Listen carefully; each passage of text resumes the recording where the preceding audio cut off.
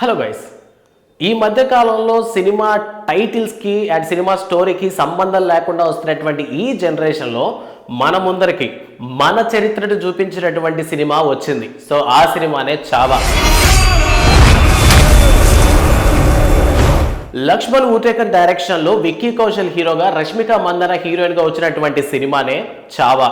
So ఈ cinema చూసినంతసేపు కూడాను మనం ఒక సినిమా చూస్తున్న ఫీలింగ్ రాదు, చరిత్రలో మనమే ఉన్నాం అన్నటువంటి ఫీలింగ్ని క్రియేట్ చేసినటువంటి ఒక మూవీని తీసుకొచ్చారు మన ముందరికి. సో ఈ చావా ఏంటంటే మనకు తెలుసు, ఛత్రపతి శివాజీ యొక్క కొడుకైనటువంటి సంభాజీ మహారాజు యొక్క స్టోరీ ఇది. సో మనకి చరిత్రలో కూడా మనకేం చూపించారంటే, మొఘల్ని కాస్త అంతమొందించడానికి, మొఘల్ మీద గెలవటానికి ఛత్రపతి శివాజీ చాలా ట్రై చేసినటువంటి విషయం వరకు మన పుస్తకాల్లో రచించారు. కానీ కొడుకు సంభాజీ చేసినటువంటి ఆ వీర యోధ యుద్ధాలు ఏవైతే ఉన్నాయో అండ్ వీర చరిత్ర ఏదైతే ఉందో, సో వాటి అన్నింటినీ కూడాను కనుమరుగయ్యే విధంగా చేశారు. సో దీనికి సంబంధించి అక్కడక్కడ మాత్రమే, ఎక్కడో ఒక దగ్గర మాత్రమే ఉంటుంది. సో ఆ పుస్తకాలన్నింటినీ సేకరించి ఓవరాల్ గా ఈ విధంగా లక్ష్మణ్ అయితే మూవీని అయితే ఈ చావా అనేటటువంటి మూవీని మనకైతే అందించారు. సో సినిమా స్టార్టింగ్ లో రిలీజ్ అయినప్పుడు అంత పెద్ద బజ్ క్రియేట్ అవ్వలేదు. బట్ రిలీజ్ అయిన తర్వాత జనాలందరూ కూడా సినిమాకి ఏ లెవెల్లో అట్రాక్ట్ అయ్యారన్న విషయాన్ని మన సోషల్ మీడియాలో గమనిస్తూనే ఉన్నాం. చిన్న వాళ్ళ నుంచి పెద్దవాళ్ళ వరకు ప్రతి ఒక్కరు కూడాను సంభాజీ మహారాజ్ కి జై కొట్టే వాళ్ళే. అండ్ దీనికి సంబంధించినటువంటి ప్రతి వీడియో కూడాను సోషల్ మీడియాలో వస్తూనే ఉంది. సో చావాకి ఎందుకు ఇంత క్రేజ్ పెరిగింది? ఇందుకు గల కారణం ఏంటంటే, మతం అంటే రిలీజియన్ అన్నది ఒక ముఖ్యమైన విషయం అయినప్పటికీ, కథపరంగా ముఖ్యమైనప్పటికీ, సో అందులో ఉన్నటువంటి ఇంపాక్ట్ అంటే మన కోసం మన వాళ్ళు ఎంత పోరాడారు, ముఖ్యంగా భారతదేశానికి సంబంధించినంత వరకు ఏ విధంగా పోరాడారు, మన దేశ మరాఠా రాజులు ఎవరైతే ఉన్నారో సో వాళ్ళు ఎంతవరకు ప్రాణాలు తెగించారు అండ్ ఎంత చిత్రహింసలకి గురయ్యారు. ముఖ్యంగా మొఘల్ సామ్రాజ్యంలో చివరి రాజు అయినటువంటి ఔరంగజేబ్ చేతిలో సో ఛత్రపతి శివాజీ కొడుకైనటువంటి సంభాజీ మహారాజ్ పడినటువంటి చిత్రహింసలేంటి అండ్ దాని తర్వాత ఔరంగజేబ్ ఎలా పతనమయ్యాడు అనేటటువంటి కాన్సెప్ట్ ఏదైతే ఉందో, సో దాన్ని చాలా నీట్ గా ప్రెజెంట్ చేసినటువంటి సినిమానే ఈ చావా. అండ్ ఇందులో వైఫ్ క్యారెక్టర్ గా చేసినటువంటి రష్మిక మందన గారి యాక్టింగ్ కి కూడా చాలా మంది ఫిదా అయిపోయారు. అండ్ ఓవరాల్ గా సినిమాకి సంబంధించి అంటే డిఫరెంట్ జోనర్స్ లో డిఫరెంట్ స్టోరీస్ ఉంటాయి. కానీ బట్ ఇందులో మేజర్ గా చూపించాలనుకున్నటువంటి విషయం ఏదైతే ఉందో, సో లక్ష్మణ్ గారు ఏమైతే అనుకున్నారంటే, ఏం చూపించాలనుకున్నారో దాన్ని ఎగ్జాక్ట్ గా చూపించారనమాట. అనవసర విషయాలు ఏమీ చూపించకుండా కేవలం మన దేశంలో స్వరాజ్యాన్ని తీసుకురావటానికి మన చరిత్ర మహాయోధులు కష్టపడినటువంటి విషయాలు ఏంటో అది మనకు కనబడకుండా ఎలాగైతే వెళ్ళిపోయినాయో, సో ఆ విషయాన్ని ఒక సినిమా రూపంలో మనకు అందించే ప్రయత్నం చేశాడు. అండ్ ఈ క్రమంలో ఈ సినిమాకి సంబంధించి ఏ రిలీజియన్ ని కూడా తక్కువ చేయకపోవడంతో ప్రెసెంట్ ఈ సినిమాకి సంబంధించి ఎలాంటి బాయ్కాట్ రాలేదు. ఇదే ఫస్ట్ సక్సెస్ ఈ సినిమాకి.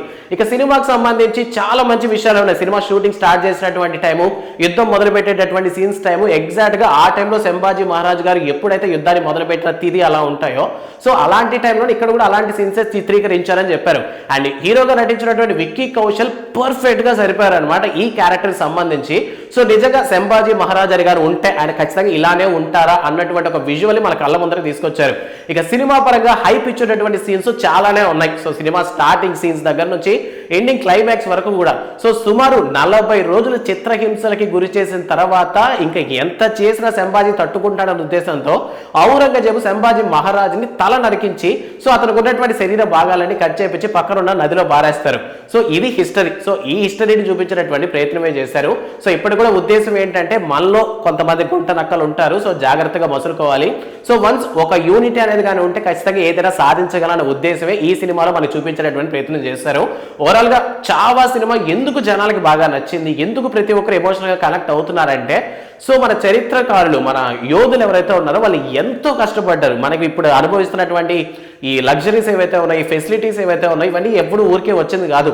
సో కొంతమంది రక్తాన్ని దారపోస్తే వచ్చిందనే విషయం తెలిసిన తర్వాత సో ఎమోషనల్ గా ఫీల్ అయ్యారనమాట. సో దానికి సంబంధించినటువంటి ఎమోషనల్ వీడియోసే మీరు ఇప్పుడు సోషల్ మీడియాలో చూస్తున్నటువంటి విషయం. సో ఓవరాల్ గా ఇటువంటి సినిమాలు ఖచ్చితంగా రావాలని అండ్ ఇటువంటి సినిమాల వల్ల ఏంటంటే చరిత్రనే మనకు తెలియాలి. సో ఎవరు నిజమైన వాళ్ళు, ఎవరు మోసగాలు అండ్ ఎవరు దేశభక్తులు, ఎవరు దేశ ద్రోహులు అన్న విషయం చాలా క్లారిటీగా చూపించినటువంటి ప్రయత్నం చేయాలన్నది ఈ సినిమా యొక్క ఉద్దేశం అనమాట. సో చూసిన ప్రతి ఒక్కరికి కూడా రక్తం మరిగే సీన్లు ఈ సినిమాలో చాలానే ఉన్నాయి. ఖచ్చితంగా రక్తం మరుగుంటది అండ్ మైండ్ నుంచి పోవు. అండ్ ఈ మధ్యకాలంలో చాలా వైలెంట్ సినిమాలు వచ్చాయి. అండ్ అంటే తెలుగులో ముఖ్యంగా చూసుకున్నట్లయితే చాలా సినిమాలే ఉన్నాయి. అండ్ ఓవరాల్ గా పాన్ ఇండియా లెవెల్లో యానిమల్ కావచ్చు, సలార్ కావచ్చు, దేవరా కావచ్చు, పుష్ప కావచ్చు, సో ఇవన్నీ కూడాను వైలెంట్ మూవీసే. అంటే నరుకోవడాలు, చంపుకోవడాలే ఉన్నాయి. But Chhaava is a separate kind of movie. అంటే ఒక యుద్ధం అనేది ఎలా ఉంటుందో చూపించినటువంటి సినిమా. మన బాహుబలి సినిమా చూసాక ఆ యుద్ధాన్ని ఎలాగైతే గుర్తుపెట్టుకున్నామో, లైక్ చావా అనేటటువంటి దాంట్లో ఉన్నటువంటి యుద్ధాన్ని ఒక సినిమాలో చూడడం అనమాట. మన కళ్ళ ముందరే జరిగింది. ఆ యుద్ధంలో జస్ట్ మనం పాల్గొనలేదు అంతేగాని అక్కడ ఉన్నటువంటి ఎమోషన్ అన్నింటినీ కూడాను మనం ఫీల్ అవ్వగలిగాం అనమాట. సో ఆ విధంగా ఉన్నటువంటి సినిమానే ఈ చావా.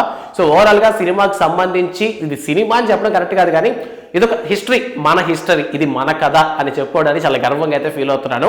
సో ఇది ఓన్లీ నాట్ మరాఠా రాజులే, సో మరాఠా వాళ్ళకు మహారాష్ట్ర వాళ్ళకి సంబంధించినటువంటి విషయం కాదు కానీ ఇది ఓవరాల్ గా భారతదేశానికి సంబంధించినటువంటి వ్యక్తుల యొక్క చరిత్ర అండ్ వాళ్ళకి తెలుసుకోవాల్సినటువంటి ఒక విషయం అని నాకైతే క్లియర్ గా అనిపించింది. సో ఇప్పటికే సినిమా చూసిన వాళ్ళకి మీకు ఎలా అనిపించింది అనే విషయాన్ని కామెంట్ సెక్షన్ లో మాతో పంచుకోండి. అండ్ ఇలాంటి మరిన్ని ఇంట్రెస్టింగ్ వీడియోస్ కోసం సాస్ టీవీని సబ్స్క్రైబ్ చేసుకోండి. Thanks for watching.